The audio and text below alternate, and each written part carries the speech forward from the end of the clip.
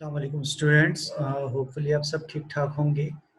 अच्छी जी students, last time हमने implied authorities of partners कर लिया था। उसको बड़ी डिटेल में मैंने आपको एक्सप्लेन कर दिया था, जो कि लेक्चर नंबर 1 था हमारा। आज हमारा लेक्चर नंबर 2 है। उसमें हम अब पढ़ेंगे non implied authorities of partner, जो कि आपको स्क्रीन पे भी नज़र आ रहा होगा। इसको restriction on the implied authorities of partner भी कह सकते हैं। ठीक है, तमाम चीज़ आपको स्क्रीन पे नज़र भी आ रही होंगी। क्लियर? अच्छा, इन्हीं पॉइंट्स को हम स्टेप बाय स्टेप करके बड़ी डिटेल में मैं आपको एक्सप्लेन कर रहा हूँ कि देखिएगा कि बेसिकली जो पहला वाला क्वेश्चन था उसमें से हम जो एग्जामिनर हमसे डिस्कस कर रहा था वो हमसे यूँ पूछ रहा था कि एक एक पार्टनर्स की पावर्स क्या-क्या हैं कि वो बगैर पूछे दूसरे पार्टनर से कर सकता है काम। जो भी उसके पावर्स हैं उसे दूसरे पार्टनर से पूछने की ज़रूरत नहीं है, कंसर्न लेने की ज़रूरत नहीं है। ठीक है?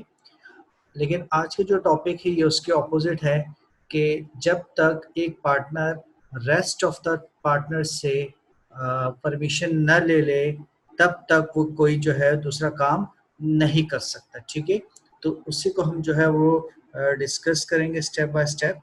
तो क्या कहा मैंने कि जब तक एक पार्टनर दूसरे पार्टनर से परमिशन न ले ले, तब तक वो काम नहीं कर सकता। क्लियर हो गया? यहाँ तक आपको समझ में आ गई होगी। कोई प्रॉब्लम यहाँ तक, कोई मसला? ठीक है जी। जितने भी आपके मसले मसाइल होंगे वो इंशाल्लाह अल्लाह करेगा कि जब हमारी क्लासेस स्टार्ट हो जाएंगे उसमें हम करेंगे। ठीक है? अच्छा, ज़रा गौर से सुनिएगा स्टूडेंट कि restriction on the employed authorities of partner क्या क्या है कि एक पार्टनर दूसरे पार्टनर से पूछे बगैर काम नहीं कर सकता। ठीक है? देखिए, नंबर 1, पहले एक चीज मैं आपको बता दूं, एक लफ्ज आता है आर्बिट्रेशन या आर्बिट्रेटर। आर्बिट्रेशन या आर्बिट्रेटर एक ऐसे पर्सन को कहते हैं जो कि न्यूट्रल होता है। यानी समटाइम्स जब दो पार्टीज पे कोई डिस्प्यूट होता है, कोई झगड़ा होता है और वो दोनों पार्टीज एग्री हो जाती हैं, वो कहते हैं कि ठीक, हम ऐसे न्यूट्रल पर्सन को अपॉइंट करते हैं कि वो न्यूट्रल पर्सन जो भी डिसीजन देगा वो आपके लिए भी एक्सेप्टेबल होगा, मेरे लिए भी एक्सेप्टेबल होगा, लेकिन उसके डिसीजन को हम दोनों पार्टीज मानेंगे। ठीक है जी, इसको हम कहते हैं arbitrator. One of the best example Pakistan और इंडिया के दरमियान में कश्मीर डिस्प्यूट है। डोनाल्ड ट्रंप ने ऑफर भी की थी कि जी मैं आर्बिट्रेटर आना चाहता हूँ पाकिस्तान और इंडिया के दरमियान में। अगर वो कहेंगे तो मैं अपना आर्बिट्रेटर का रोल प्ले कर सकता हूँ और कश्मीर डिस्प्यूट को रिजॉल्व कर सकता हूँ। खैर, बहरहाल उस पर कोई एग्री नहीं है अभी दोनों कंट्रीज में से।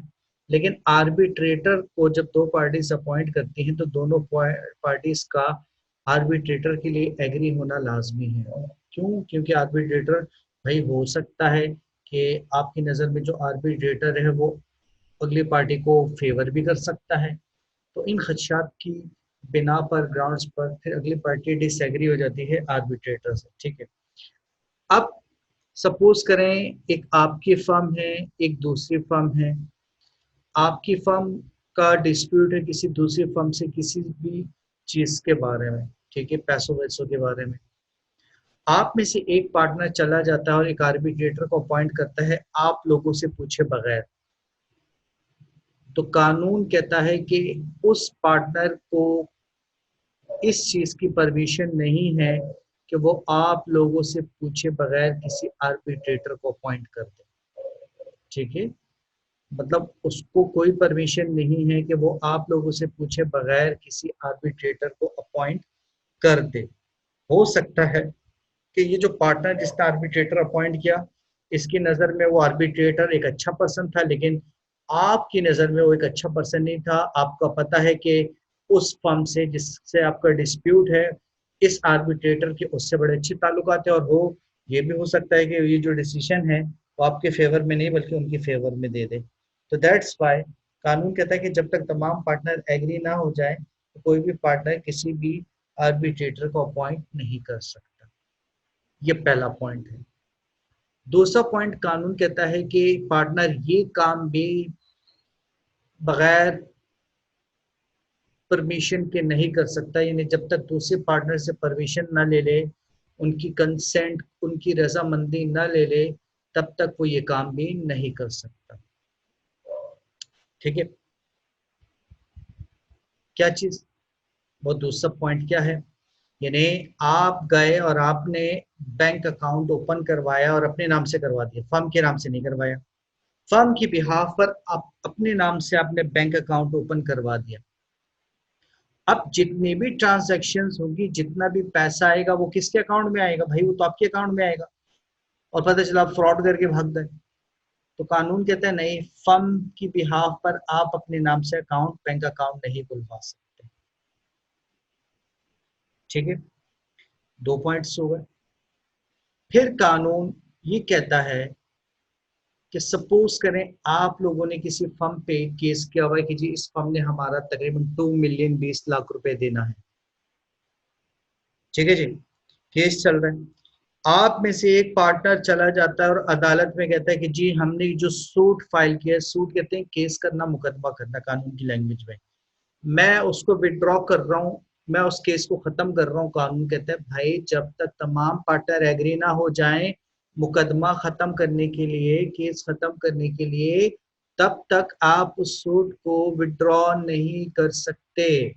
यानी इन शॉर्ट आपको पार्टनर से परमिशन लेने की जरूरत होगी। तो 3 पॉइंट्स मैंने समझा दिए, न तो आप आर्बिट्रेटर को अपॉइंट कर सकते हैं, न तो आप फर्म की बिहाफ पर अपने नाम से अकाउंट खुलवा सकते हैं, और न ही जो आपने मुकदमा किसी पे भी किया है उसको खत्म करवा सकते हैं विदाउट कंसेंट और without permission of other partners. अच्छा जी, चौथा पॉइंट कानून कहता है आप ये काम भी नहीं कर सकते कि अगर आप पे किसी ने मुकदमा किया हुआ, आपकी फर्म पे किसी ने मुकदमा किया हुआ झूठा कि जी आप लोगों ने उनके पैसे देने, आप पे लाइबिलिटीज है, आप में से एक पार्टनर कोर्ट में चला जाता है और एडमिट करता है कि सर यस, ये जो फर्म बात कर रही है सही कर रही है और हमें इनका पैसा देना है, तो कानून कहता है ये भी आप नहीं कर सकते जब तक तमाम पार्टनर्स एग्री नहीं होंगे, तो भी आप ये काम नहीं कर सकते, आपको हम परमिशन नहीं देंगे। ठीक है जी, ये होगा 4 पॉइंट्स हो गए। फिर कानून कहता है कि ये भी आपके पास पावर नहीं है कि आप फर्म की बिहाफ पर फर्म के लिए कोई भी इमूवेबल या मूवेबल प्रॉपर्टी खरीदे। ठीक है, इमूवेबल, सॉरी मूवेबल खरीद सकते हैं, इमूवेबल नहीं खरीद सकते। जैसे प्लॉट, बिल्डिंग, जिसको जो जमीन के साथ अटैच होगी, इस किस्म की प्रॉपर्टीज आप फर्म के लिए नहीं खरीद सकते, और नहीं इमूवेबल प्रॉपर्टी ना खरीद सकते हैं और न ही बेच सकते हैं। ठीक है, इसी तरीके से आप जब भी फर्म की बिहाफ पर किसी से एग्रीमेंट करेंगे, कोई कॉन्ट्रैक्ट साइन करेंगे, तो आपको रेस्ट ऑफ द पार्टनर से परमिशन लेना जरूरी है, उनकी कंसेंट लेना जरूरी है। तो होपफुली, अच्छा अगर आपने वैसे कॉन्ट्रैक्ट कर लिया, तो ये कानून कहते हैं हम इस चीज़ की परमिशन आपको नहीं देंगे कि आप फर्म की बिहाफ पर किसी भी पार्टी से कोई कॉन्ट्रैक्ट कर लें, कोई एग्रीमेंट कर लें, हम आपको अलाउ नहीं करेंगे। ठीक है जी, तो ये था हमारे पास बेसिकली जो टॉपिक था उसका नाम है रिस्ट्रिक्शंस।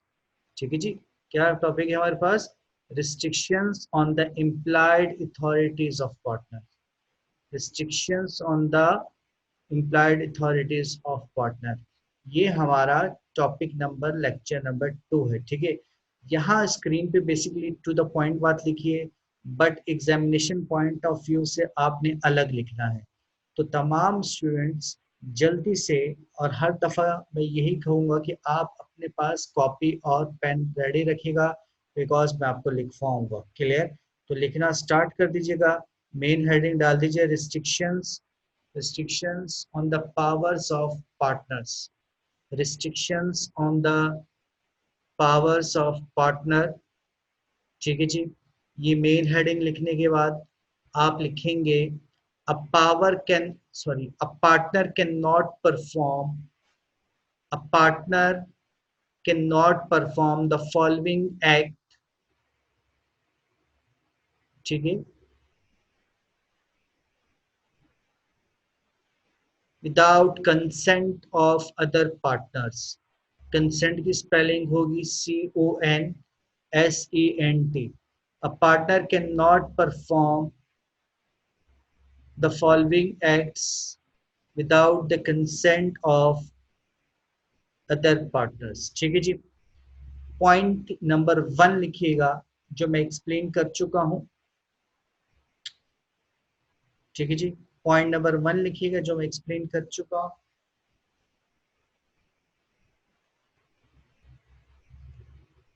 जल्दी से पॉइंट नंबर 1 लिखवा रहा हूं. अच्छा, अब गौर से सुनिएगा. पॉइंट नंबर 1 है to submit, SUBMIT, to submit a dispute relating to the business of the firm. To submit a dispute relating to the business of the firm for arbitration. For arbitration. To submit a dispute relating to the business of the firm for arbitration. For arbitration. ठीक है जी. Point number 2 लिखिएगा. to open a bank account, to open a bank account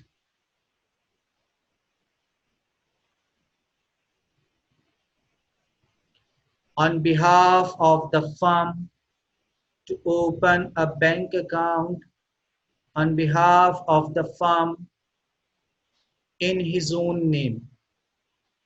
To open a bank account on behalf of the firm in his own name. OWN, own name. Point number 3, to withdraw, WITHDRAW, to withdraw any suit, SUIT, suit filed, FILAD, filed by the firm. To withdraw any suit filed by the firm. To withdraw any suit filed by the firm.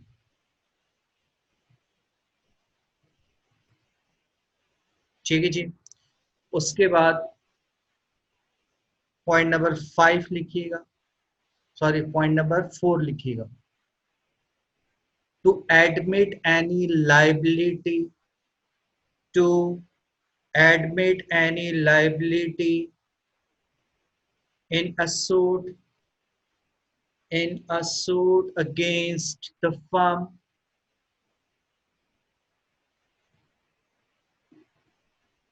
to admit any liability in a suit against the firm. ठीक है. Point number 4 तक लिखवा दिया मैंने. Point number 5 लिखिएगा. To buy, BUY, to buy any immovable property, to buy any immovable property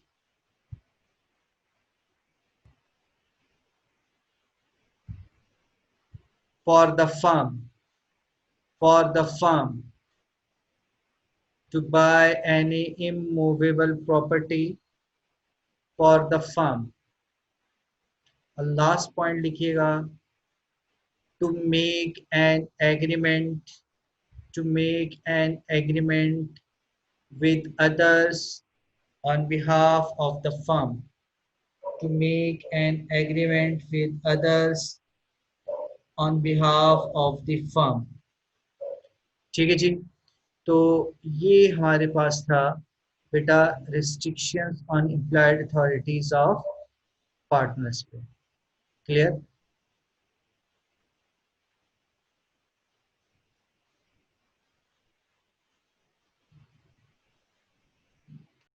अच्छा जी students, एक question हम कंप्लीट कर चुके हैं. ठीक है जी. वो हमारा पूरा क्वेश्चन था। आज का जो हमारा इसी के साथ कंटिन्यू में दूसरा क्वेश्चन है, उस क्वेश्चन का नाम है, ज़रा बेटा आप तमाम स्टूडेंट्स जो है वो क्वेश्चन लिख लें। मैं क्वेश्चन लिखवा देता हूँ ताकि आपको बाद में प्रॉब्लम ना हो। क्वेश्चन लिखिएगा जल्दी से।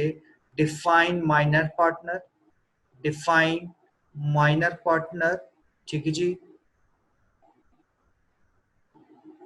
Define minor partner and its and his position during minor partner and his position during minority।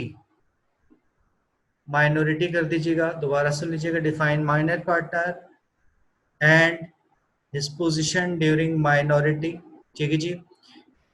Also explain his position after majority, his position after majority,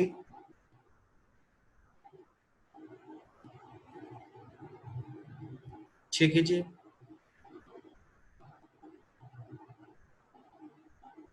and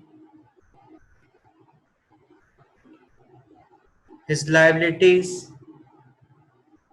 to become a partner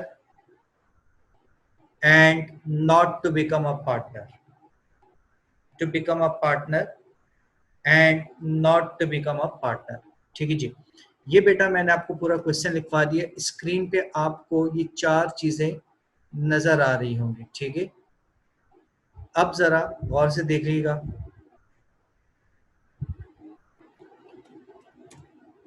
ठीक है, सवाल था minor partner क्या होता है। जब वो partner होता है तो उसकी पोजीशन बताइएगा। जब वो एज ऑफ मेजॉरिटी पे आ जाता है तो बताइएगा। फिर वो डिसाइड करता है कि वो पार्टनर रहना चाहता है या पार्टनर नहीं रहना चाहता। यानी एक सवाल में 5 चीजें आपको नजर आ रही होंगी। एक क्वेश्चन में 5 चीजें आपको नजर आ रही होंगी, ठीक है। 1 2 3 4 5, ठीक है। इन 5 चीजों को आपने बड़ा ब्रीफली एक्सप्लेन करना है। स्टूडेंट गौर से सुनिएगा, माइनर किसे कहते हैं? माइनर एक ऐसे पर्सन को कहते हैं कि जिसकी एज 18 साल से कम होगी। क्या कहा मैंने? माइनर एक ऐसे पर्सन को कहते हैं कि जिसकी एज लेस देन 18 ईयर्स होगी। और तमाम लोग जिनकी उम्र 18 साल से कम होती है उनको हम क्या कहते हैं? माइनर। अब कानून कहता है कि वो तमाम लोग जिनकी उम्र 18 साल से कम है उनसे कॉन्ट्रैक्ट नहीं किया जा सकता। वो लोग इस कॉन्ट्रैक्ट के लिए इनकॉम्पिटेंट होते हैं। जिस तरीके से अभी आप लोगों का ग्रेजुएशन नहीं हुई है तो मैं ये पूछ सकता हूँ कि जी आप लोग क्या मास्टर में एडमिशन ले सकते हैं? तो आंसर आएगा नो, बिकॉज अभी तक आपका ग्रेजुएशन ही कंप्लीट नहीं हुआ। तो इसी तरीके से माइनर जब तक 18 ईयर से लेस है तो वो किसी कॉन्ट्रैक्ट के लिए कॉम्पिटेंट नहीं है, एलिजिबल नहीं है। कॉम्पिटेंट और एलिजिबल का मतलब सेम ही, ठीक है। ये अंदर बात क्लियर हो गई? अच्छा, कानून कहता है कि ऐसा शख्स जिसकी उम्र 18 साल से कम है वो किसी कॉन्ट्रैक्ट के लिए एलिजिबल नहीं है, वो किसी कॉन्ट्रैक्ट में नहीं आ सकता। लेकिन इसी तरीके से एक शख्स जो 18 साल से कम है जिसको माइनर कहेंगे वो पार्टनरशिप के कॉन्ट्रैक्ट में भी नहीं आ सकता। वो पार्टनरशिप एग्रीमेंट भी नहीं कर सकता अदर पार्टनर से। लेकिन कानून यहाँ पे कहता है कि अगर तमाम पार्टनर्स एग्री हैं उसको पार्टनर बनाने के लिए और उसके गार्डियंस हैं यानी उसके सरपरस्त हैं, तो फिर गार्डियंस उस माइनर के बिहाफ पे साइन करेंगे और तमाम पार्टनर्स अगर एग्री हो जाते हैं तो फिर वो शख्स माइनर एज अ पार्टनर बन सकता है। तो फिर ये शख्स क्या बन सकता है? पार्टनर बन सकता है। क्लियर हो गया? ठीक है जी। अच्छा, अब ये पार्टनर बन गया। कितने तरीकों से पार्टनर बन सकता है कि तमाम पार्ट, वैसे तो नहीं बन सकता, लेकिन कानून कहता है कि अगर तमाम पार्टनर्स एग्री और इसकी गार्डियन है तो जाहिर सी बात है वो साइन खुद नहीं करेगा, उसकी गार्डियन साइन करेंगे तो वो पार्टनर बन सकता है। अब जब वो पार्टनर बन गया तो वो क्या कुछ कर सकता है, तो उसके लिए उसने पूछा आपसे पोजीशन ड्यूरिंग माइनॉरिटी। जब वो पार्टनर बन गए तो उसके पास क्या राइट्स हैं या क्या ड्यूटीज हैं वो हमसे पूछ रहा है। तो बेटा पहला तो उसका राइट ये है कि जो भी प्रॉफिट होगा जो उसने डिसाइड किया होगा पार्टनर्स के साथ वो उसको मिलेगा। ठीक है, जो भी प्रॉफिट डिसाइड है वो उसका राइट है कि वो पार्टनर से फर्म से अपना प्रॉफिट हासिल करेगा जो एग्रीमेंट हुआ है, जितना भी उसने डिसाइड हुआ होगा।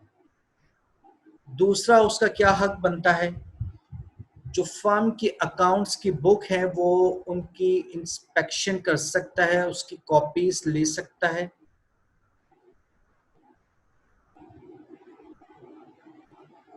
लेकिन वो फर्म की बुक्स को अपने साथ नहीं ले जा सकता, अपने साथ ले जाकर नहीं दे सकता, इंस्पेक्शन नहीं कर सकता। कॉपीज मिल सकती हैं बिकॉज उसमें सीक्रेट्स हैं, फर्म की सीक्रेट्स होती हैं ताकि वो सीक्रेट्स लीक आउट ना हो जाए।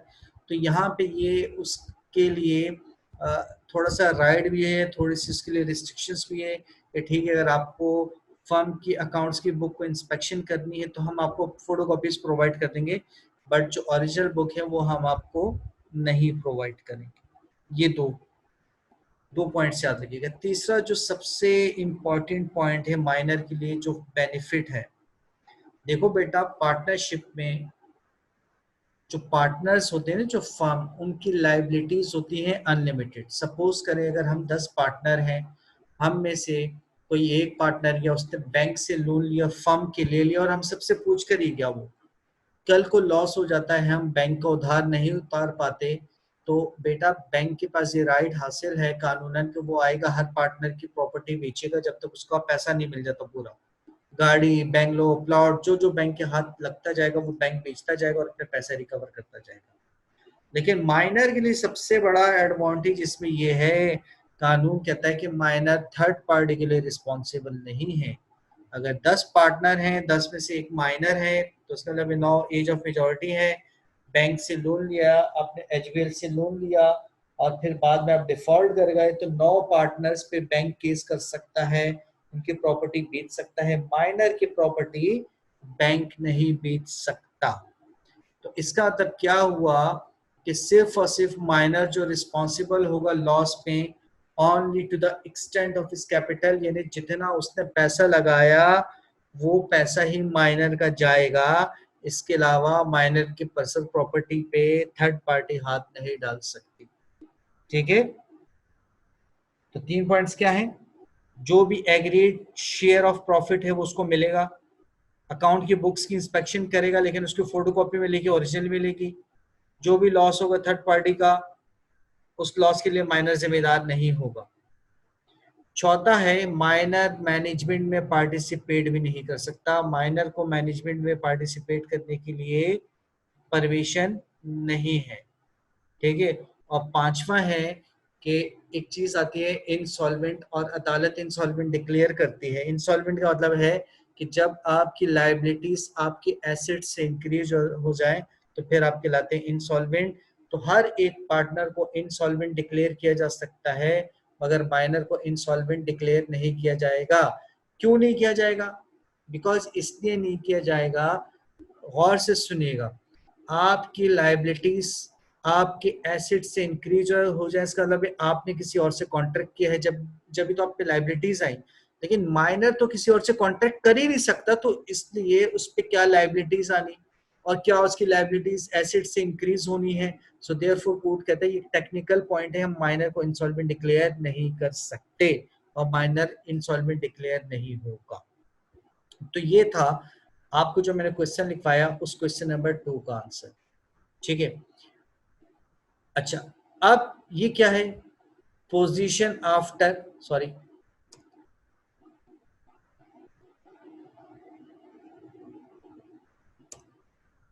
Position after majority. Third point में दोबारा लिख देता हूं यहाँ पे,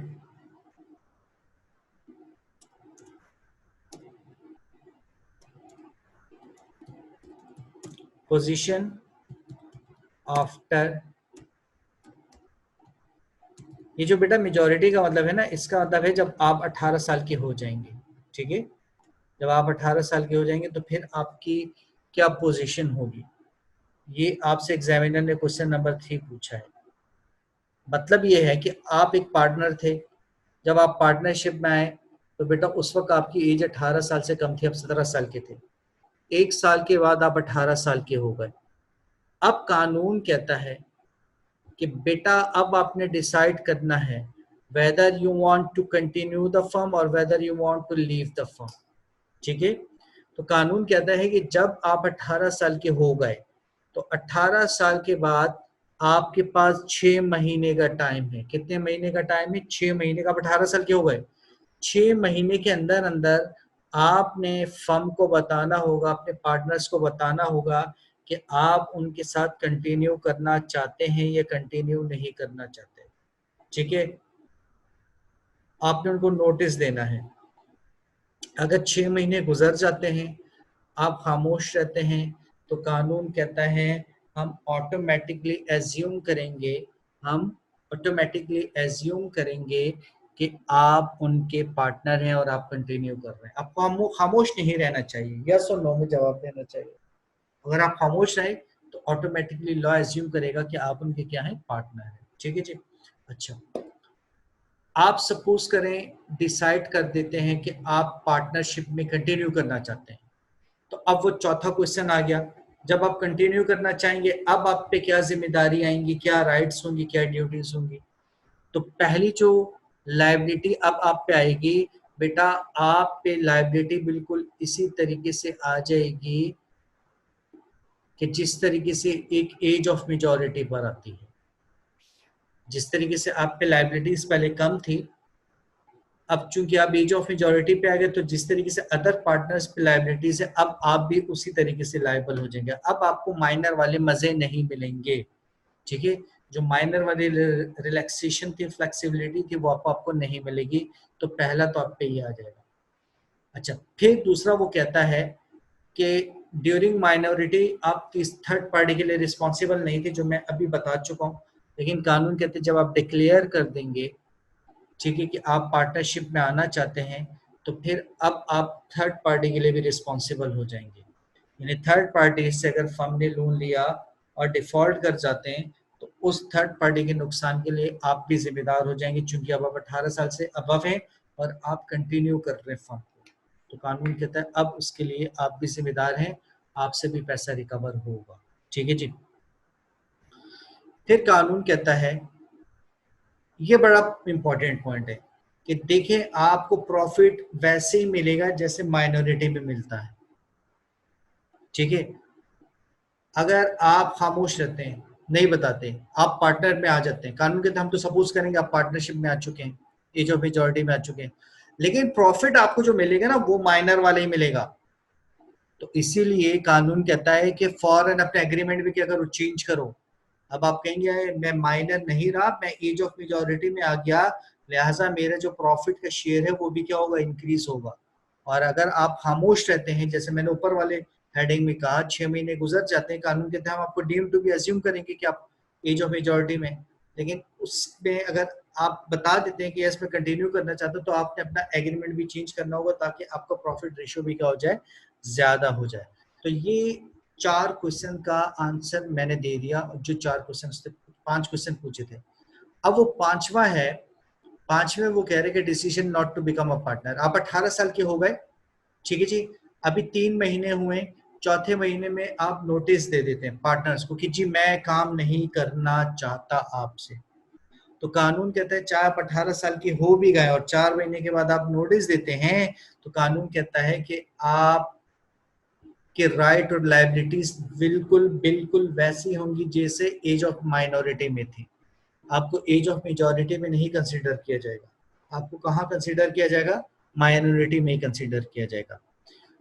फिर कानून कहता है कि जब आपने बता दिया कि आप कंटिन्यू नहीं करना चाहते, चाहे आप 18 साल के हो गए, 18 साल 4 महीने के हो चुके हैं और आपने चौथे महीने नोटिस दे दिया फर्म को कि आप कंटिन्यू ही नहीं करना चाहते, तो कानूनन आप थर्ड पार्टी के लिए अगेन रिस्पॉन्सिबल नहीं होंगे। ठीक है। और इसी तरीके से तीसरा ये है कि अगर पार्टनर्स आपका प्रॉफिट नहीं दे रहा है तो आपका ये राइट है कि उन पार्टनर्स के खिलाफ आप मुकदमा कर सकते हैं और उनसे अपना आप पैसा रिकवर कर सकते हैं। ठीक है, समझ में आ गया, क्लियर हो गया। अच्छा, अब स्टूडेंट करना ये है कि आप लोगों ने सबसे पहले हेडिंग डाल देनी है जल्दी से माइनर पार्टनर। तमाम स्टूडेंट्स माइनर पार्टनर की हेडिंग लिखिए बेटा जल्दी से, माइनर पार्टनर की हेडिंग लिखें जल्दी से तमाम स्टूडेंट।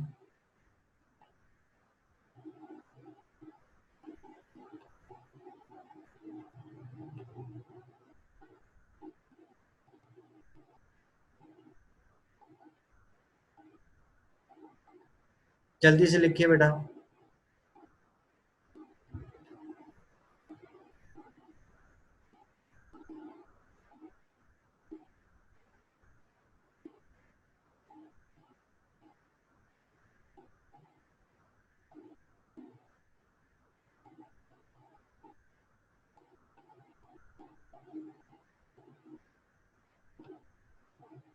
ठीक है जी, पहला पॉइंट लिखा आपने माइनर पार्टनर। अब सुन लीजिएगा, जो मैं लिखवा रहा हूँ उसको लिखिएगा।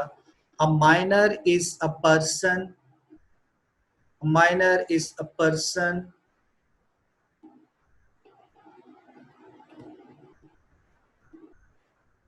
whose age is less than 18 years.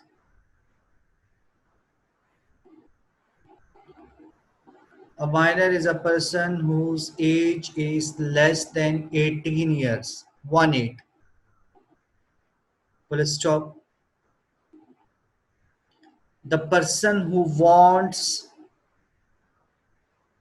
the person who wants to enter, to enter into partnership, into partnership must be competent to contract, must be competent to contract.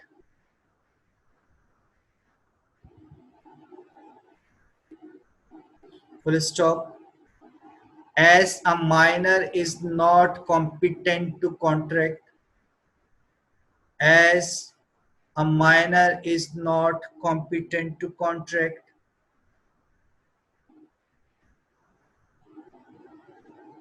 full stop, so he cannot become a partner, so he cannot become a partner, full stop, but with the consent, CONSENT, but with the consent of all the partners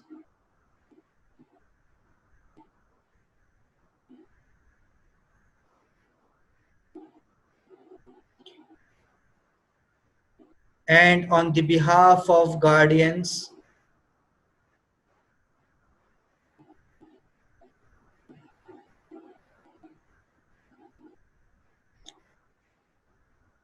and on the behalf of guardians, he may be admitted to the benefit of partnership. He may be admitted to the benefit of partnership. Clear?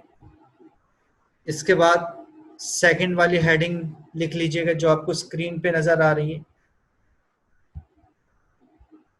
Position during minority,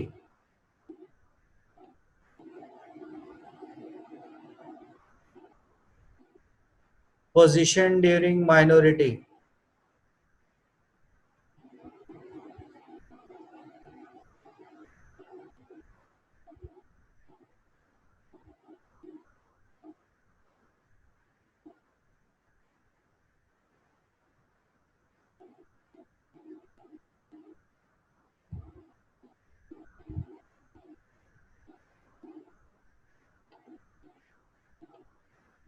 position during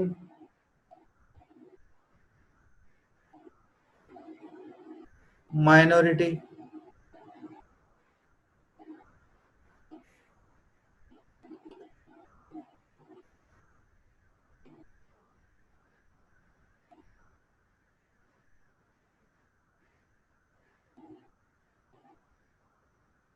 ठीक है जी। देखिएगा, the right and liabilities of minor, the right and liabilities of a minor during minority are as under। ठीक है बेटा, ये जो मैं लिखवा रहा हूँ एग्जामिनेशन पॉइंट ऑफ व्यू से लिखवा रहा हूँ, तो सोच समझ के लिखिएगा। ठीक है, पॉइंट नंबर 1 लिखिएगा, मैं दोबारा रिपीट कर रहा हूँ। The right and liabilities of a minor during minority are as under. Point number 1 लिखिएगा, he has a right to receive his agreed share. He has a right to receive his agreed share of profit.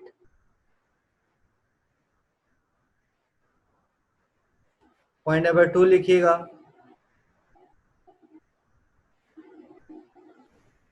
he can inspect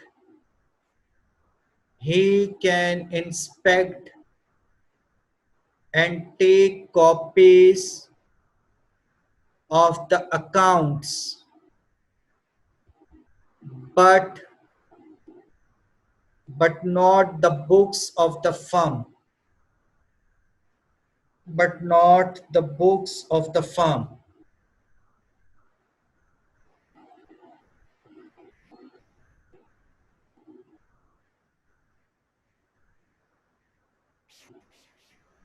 Point number 3,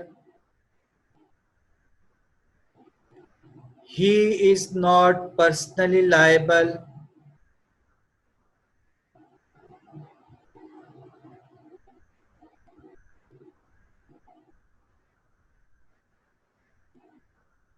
for the debts of the firm, debts of the firm, debts of the firm, for the third party, HPL bank वगैरह जैसे हमने example दी थी। Point 4 लिखिएगा,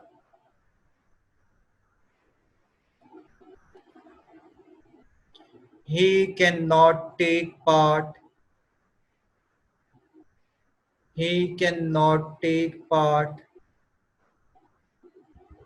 in the management of the business. He cannot take part in the management of the business.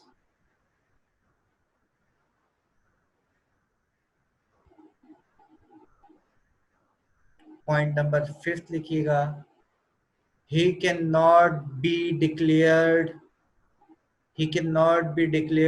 insolvent. He cannot be declared insolvent. ठीक है जी। अब heading आप लोगों ने लिखनी है, जो स्क्रीन पे आप लोगों को नजर आ रही होगी, position after majority. Position after majority, जब वो 18 साल का होगा तो क्या करना है। पोजीशन आफ्टर मेजॉरिटी की हेडिंग लिखने के बाद आप लिखिएगा, गौर से सुने, the minor must decide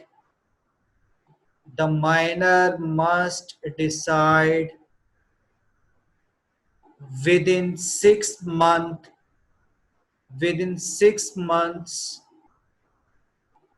whether he will continue in the firm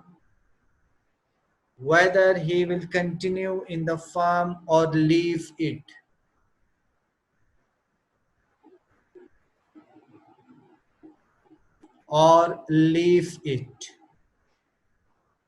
Full stop.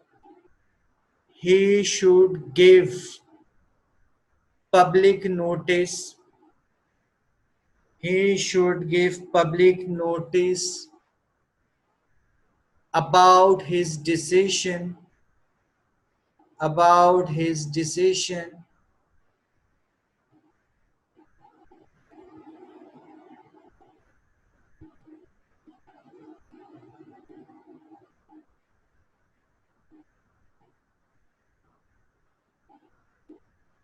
Full stop. If he fails to do so, if he fails to do so,